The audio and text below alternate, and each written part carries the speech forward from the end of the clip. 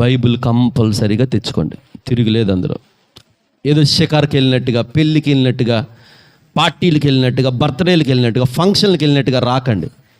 ఇది మన చేతిలో ఉంటేనే మనం జయం పొందుకుంటాం. స్తోత్రం చెప్పండి. వాక్యము 2 అంచుల తెలిసే, వాక్యమే దేవుడై ఉన్నాడు తెలిసే, కానీ ఆ వాక్యం మనం పట్టుకెళ్ళాం. ఇంకా చాలామంది ఆ కిటికీల్లోని వెళ్ళి ఎక్కడ మూలన బైబిల్ వెళ్ళేటప్పుడు పెట్టేసి ఇంటికి పోతున్నారు, వచ్చేటప్పుడు ఆ కిటికీలను తీసుకొని ఇలా వచ్చేస్తున్నారు.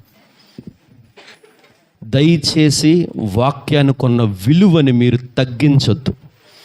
వాక్యము దేవుడై ఉన్నాడు. ఆ దేవుని నువ్వు మందిరాల్లో వదిలేసినా, ఇంటి దగ్గర వదిలేసినా, ఇంకెక్కడ వదిలేసినా సరే పని జరగదు. ప్రతి ఒక్కరి చేతిలో బైబిల్ ఉండాలా, వచ్చేటప్పుడు తీసుకొని రావాలా, వెళ్ళేటప్పుడు తీసుకొని వెళ్ళాలా. స్తోత్రం చెప్పండి.